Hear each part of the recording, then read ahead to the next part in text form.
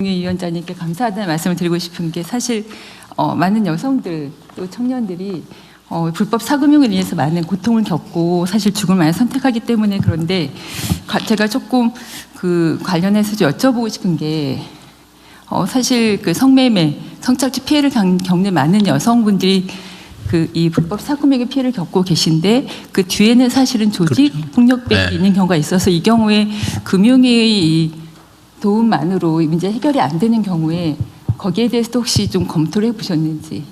그건 금융위 소관은 아니고 경찰 소관인 것 같은데. 이 부분에 대해서 한번 경찰하고도 혹시 협조 체계 구축. 당연히 이건 경찰이랑 같이 연결해서 하고요. 저희들이 수사 의뢰라든지 핫라인도 설계를 해서 개설해서 필요한 경우는 다 전담자들 하나하나 해서 그래서 빨리빨리 이 추심 같은 경우 빨리 차단하기도 하고 이렇게 하는데 말씀하신 대로 결국은 이건 금융에서 해결할 영역도 있지만 경찰이나 이 단속에서 확실하게 일벌백계를 해야 된다는 게 제가 전문가들 얘기 들어보면은 다 잡을 수는 없는데 확실하게 일벌백계를 해주면 거기서 많이들 완화가 될 거다 이런 말씀들 많이 해주십니다. 고맙습니다. 그리고 그 연이자율 60% 이게 원래 현재 그 법률상 이자 상한이 20%죠. 20%의 3배. 그러니까 법정 최고 한도 이자의 3배를 넘게 대부 계약을 하면 돈을 빌려주면 원금까지 안 갚아도 되는 완전히 무효다. 맞습니다. 그런 거고 20%를 지금 현재 최고 한도 20%니까 20%를 초과하는 이자는 또 무효라서 안 내도 된다. 맞습니다. 그러니까 20%를 초과하는 이자는 안 내도 되고 그게 이자 약정이 60%를 넘는 결과가 되면 원금도 안 갚아도 된다. 맞습니다. 그 말이죠. 네. 그래서 뭐 예를 들면 50만 원 빌리는 걸로 하고 선이자 20만 원 떼고 뭐 이래가지고 30만 원 주고 이러면 받아서 안 갚아도 그만이다. 갚을 의무가 없다 이 말이죠. 이미 지급을 했다면 그것까지도 반환받을 수 있습니다. 그렇죠. 아니 근데 50만 원 빌리는데 무슨 이자로 한 두세 달 이자로 20만 원 뗐다 그러면 그 자체 이자가 이미 대부분 불법 사금은 불법이지. 당연히 60% 60%다 높습니다. 당연히 높습니다. 그리고 이때 계산은 내가 지금 당장 현실적으로 쥔 돈 기준으로 계산하는 거죠. 다 연율로 환산하기 때문에요. 연율로 계산하고 내가 실제로 받은 돈 기준으로 계산을 하는 거다. 맞습니다. 뭐 선이자 뭐 이런 거 한 거 다 부담을 다 했습니다. 하여튼 20만 원을 내가 받았는데 뭐 어떤 명목이든지 석 달 후에 그게 24만 원을 넘어갔다고 하면은 다 안 갚아도 된다. 그렇게 약속했으면 그런 얘기죠. 근데 이것도 우리 국민들께서 좀 알고 계시면 좋겠다는 생각에 한 번 더 얘기했습니다. 어쨌든 금융위는 뭐 최근에 아주 혁혁한 실적을 내고 있는 것 같아요. 감사합니다. 우리 금융위 직원들이 다 열심히 하고 있습니다. 금융위 직원들도 포상 열심히 하세요. 저희들이 가장 세게 줬습니다. 1등한테 1,000원 줘가지고 다른 부처 장관님들이 다 물어보셨습니다. 돈 만지는 데라서 많이 줬냐 막 그러던가요? 잘하셨습니다. 이어서 그 조금 전에 마침 얘기했던 자살 문제. 자살 대책 추진 현황 국무조정실 1차장님 그리고 보건복지부 장관님 이어서 보고해 주십시오. 범정부 자살 예방 대책 추진 현황을 보고드리겠습니다. 국무조정실장이 형사사법체계 개선 당정 공동 토론회에 참석 중이라서 국무 1차장이 보고드리겠습니다. 먼저 자살 사망자 현황입니다.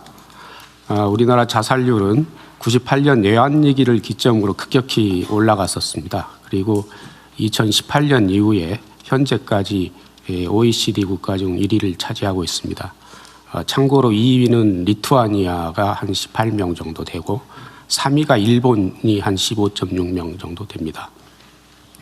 다만 그나마 희망적인 것은 25년도 자살 사망자가 전년 대비 972명 감소했고 금년 2월까지 작년 10월 이후에 연속 5개월 감소 추세를 이어가고 있습니다.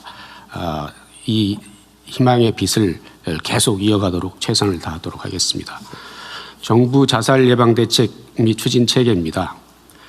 자살 예방 대책은 크게 3가지 방향으로 추진되고 있습니다. 첫째는 방금 금융위원회에서 보고했듯이 각 부처별로 예방하고 지원하는 근본적인 대책을 세우는 겁니다. 그래서 파산, 실업 등 다양한 자살 유발 요인에 대해서 정책적인 노력을 기울여 나가는 것입니다. 두 번째는 현장 대응입니다. 고위험군과 잠재적 고위험군을 적극적으로 발굴하고 신속하고 정확하게 대응하는 그 현장 대응이 매우 중요합니다. 이 부분은 이어서 복지부에서 상세히 보고드리도록 하겠습니다. 세 번째는 모두의 연대입니다. 전 사회의 생명 존중 의식 공유를 확산하기 위해서 기업, 종교계, 언론 등과 협력해 나가는 것입니다. 정부 출범 이후 작년 9월에 국가 자살 예방 전략을 마련해서 16개 부처 60개 세부 과제를 현재 추진 중에 있고, 그 전략에 따라서 총리실에 생명지킴 추진본부를 설치해서 관계부처 및 지자체 등과 협력해서 대책을 추진해 나가고 있습니다. 다음 페이지입니다. 중점 추진 내용 말씀드리겠습니다. 첫 번째는 아까 말씀드렸듯이 60개 세부 과제를 매월 점검 조정하고 있습니다. 각 부처에서 열심히 협조해 주셔서 감사 말씀드립니다. 특히 지자체 대응체계 강화를 위해서 전 지자체 243개에 부단체장을 직접 자살 예방관으로 지정을 해서 기존의 보건소 중심으로 대응을 해왔던 것을 복지, 고용, 보건 등을 포괄하는 종합 대응 체계로 격상을 했습니다. 그리고 행안부에서 협조해 주셔서 여기에는 없습니다만 지자체 전담 인력 확충을 위해서 26년 기준 인건비에 293명을 반영을 해서 지금 지자체별로 전담 조직을 설치 중에 있습니다. 고위험군 강화, 지원 강화가 굉장히 중요한 일입니다. 통계에 의하면 자살 유족이 일반인 대비해서 자살 위험이 22배가 높다는 통계가 있습니다.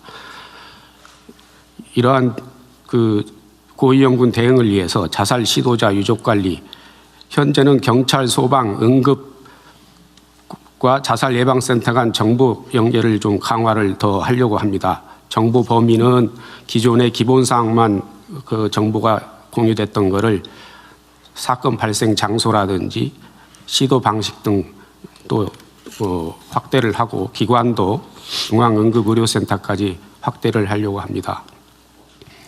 두 번째는 저희가 올해 특히 1000명 감축을 목표로 해서 1000명 지킴 프로젝트를 추진을 하고 있습니다. 특히 자살률, 파급 효과 등을 고려해서 7대 타겟을 설정을 해서 거기에 특화된 대응 방안을 마련해서 추진 중에 있습니다. 7대 타겟은 제일 비중이 큰 50대 남성, 또 심리적 경제적으로 문제가 있는 미취업 청년, 그다음 지속 증가 추세에 있는 청소년, 그다음 일반인 대비 자살률이 높은 북향민, 농촌 노인, 그리고 군장병과 또 베르테르 효과를 보이고 있는 연예인 등을 7대 타겟으로 설정을 해서 중점 추진하고 있습니다. 또한 17개 시도 현장을 저희가 계속 점검을 하고 있고 17개 광역 자살 예방 센터와 추진본부 간에 한 라인을 구축을 해서 현장의 목소리를 직접 청취하고 현장 수용성이 높은 대책을 마련을 하기 위해서 계속 노력하고 있습니다. 특히 현장에서 많이 제기된 번개탕 관련해서는 주요 온오프라인 유통 및 캠핑장 협회와 그 협약을 체결하기도 했습니다. 다음 장입니다. 민간 협업입니다. 민간의 다양한 주체가 자살 예방 및 생명 존중 확산에 기여할 수 있도록 생명대사와 1000명 수호처를 이촉했습니다. 생명대사는 사회저명 인사 20분으로 해서 생명 존중 메시지를 지속적으로 전파하도록 하겠습니다. 1000명 수호처는 총 44개 기관인데 이 44개 기관은 앞서 말씀드린 7대 타겟과 연계가 되어 있습니다. 각 기관별로 그 맞춤형 자살 예방 사업을 직접 기획하고 운영해 나가도록 협조하고 있습니다.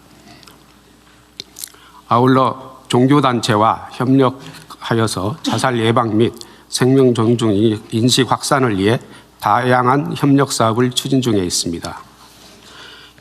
향후 계획입니다. 그동안의 대책을 다시 되돌아보고 현장에서 제기된 각종 의견들을 반영해서 9대 분야 자살 예방 대책을 수립할 예정입니다. 이를 위해 국조실장이 단장인 범정부 자살 예방 종합기획단을 구성해서 분야별 대책을 수립하고 주관부처에서 국무회의에 보고하고 발표하도록 하겠습니다. 이번 달 학생 청소년 자살 예방 대책을 시작으로 해서 8월까지 부문별 대책을 완료를 하도록 하겠습니다. 이 부문별 대책을 기반으로 해서 제6차 자살 예방 기본계획을 수립하도록 하겠습니다. 앞으로 매년 1000명이라는 자살 사망자 감소를 목표로 해서 각 부처가 역할을 총결집해서 나가도록 하겠습니다. 이상 보고를 마치겠습니다.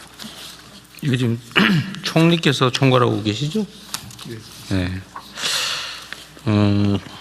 하여튼 우리가 취임한 후 첫 페이지 한번 봐보십시오. 그래프 한번 보면 취임한 이후에 본격적으로 시작했다고 할 수 있는 기간이 적당히 지난 다음부터 떨어진 건 맞는 것 같아요. 계절별 요인도 좀 있는 것 같고. 근데 연간 사망자 수가 줄어들고 있는 건 사실일 것 같은데 이게 사실 자살 문제는 아주 복합적이잖아요. 사회 분위기가 긍정적으로 가느냐 부정적으로 가느냐도 영향. 크게 보면 결국 사회적 희망이 있느냐, 좋은 사회가 됐느냐라는 사회적 전체 환경과 분위기를 좋게 하는 게 기본이고요. 크게는 대중적으로는 타겟을 정확하게 잡고 그 타겟에 접근할 수 있는 네트워크를 촘촘하게 짜는 이 두 가지라고 봅니다. 그러니까 이게 마지막 단계에는 우울증으로 발현되는 경우가 많죠. 그러니까 뭐 상황이 예를 들면 아까 얘기한 대로 경제 상황이 매우 나쁘다. 뭐 희망이 없다. 뭐 인생 살맛도 안 난다. 막 누가 괴롭혀서 죽을 지경이다. 이런 게 이제 정신적 손상을 가져오고 복지부 마지막 그 단계는 사실 복지부 역할인 것 같아요, 그죠? 네, 그렇습니다. 이게 어딘가로 이제 발현이 되는 거죠. 징후가 나타나고 그러면 그 징후를 잡아서 잘 관리하고 방향을 바꾸고. 네. 보건 분야, 복지 정책으로 어쨌든 그 위기 상황을 이겨낼 수 있게 채워주는 것도 중요하겠고요. 네, 사회 안전망이 중요합니다. 안전망. 뭐 독거노인들 지금은 어떻습니까? 그 독거노인들 옛날에 그 이분들이 살아있는지 죽었는지 뭐 아니면 뭐 먹고 사는 건 어떤지를 일일이 체크가 안 되니까 그 야구르트 배달하시는 분들한테 네. 일종의 수당을 드리면서 띵동 한번 해보라. 뭐 이런 것도 되는데 요즘은 어떠세요? 그 독거노인들이 혹시 방치되거나 위험군들 보호 대상자들이 정기적으로 체크하는 거는 좀 잘 되고 있나요? 현재는 생체 징후도 측정하고 또 생활에 대한 징후가 있는지 하는 것들을 센서를 동원해서 신고하는 그런 기술을 동원해서 안전 관리를 하고 있는 상황입니다. 예, 좀 더 진화된 네. 방법을 쓰고 있습니다. 우리가 뭐 그냥 드림센터 이런 걸 하는 이유도 먹는 거 문제. 전에 먹는 게 해결이 안 돼가지고 저기 사망한 유명 인사도 있었죠. 무슨 작가든가 탤런트든가. 네, 그리고 저희가 7대 타겟 그룹을 나눠놨는데 그 중에 예를 들어 연예인 같은 경우도 이제 가령 그런데 해당합니다. 갑자기 뭐 일이 없으면 확 환경이 안 좋기 때문에 그런 부분도 다 이렇게 타겟별로 타겟이라기보다는 그룹별로 저희들이 이렇게 접근하는 방법을 따로 보건 복지 분야도 신경 써야 되고 아까 얘기한 대로 금융 이 빚쟁이들 독촉 때문에 힘들어하는 거 그걸 털어주면 되는데 어차피 못 갚을 사람을 빚쟁이를 만들어 가지고 막 달달 볶고 그 평생 그냥 그 짐 지고 살아가게 하고 이게 사실은 이 자살 원인이기도 하잖아요. 그걸 딱 털어줘 버려야 되는데 그 어차피 가지고 있다고 돈 되는 것도 아닌 걸. 어쨌든 그건 금융위가 좀 잘하고 계신 것 같고요. 어쨌든 이런 것도 많이 그 자살 요인을 줄이는 것 같습니다. 일자리 문제나 뭐 이런 거 또 미래 전망에 관한 문제는 하여튼 요즘은 예를 들면 인공지능이 대세인데 인공지능을 어떻게 잘 활용할지를 잘 가르쳐서 취업이나 이런 데 도움이 되게 하는 교육도 중요하고요. 또 뭐 일자리 만드는 산업 분야도 중요하고 노동 고용 정책을 하는 노동부도 중요하고 이게 다 관련이 웬만한 데 다 관련인 것 같습니다. 그리고 경찰청장님. 예. 그 지금 자꾸 자살 사건 보도나고 막 이런 거 있잖아요. 예. 흉악 범죄 또 언론에 보도나고 하는 거. 제가 알기로는 이런 거 원래 보도 안 하는 게 보도 윤리 지침으로 알고 있는데. 예, 그렇습니다. 저희도 이렇게 자살이라든지 뭐 이런 부분들은 언론에 안 나오는 게 좋기 때문에 저희가 최대한 저희가 뭐 이렇게 소극적으로 이렇게 하는데 이렇게 언론이 이제 경쟁적으로 취재하고 하다 보면 뭐 연예인 사건들이나 이런 사건들이 네. 종종 보도되고 그렇습니다. 그래도 일선 경찰을 좀 잘 관리하셔가지고 예. 이런 정보들이 좀 최소화될 수 있게 예. 하는 것도 중요할 것 같아요. 예, 그렇게 하겠습니다. 뭐 희한한 아주 획기적이라면 좀 그렇고. 그럼 그런 거 말로 그래요. 자세히 보도해가지고.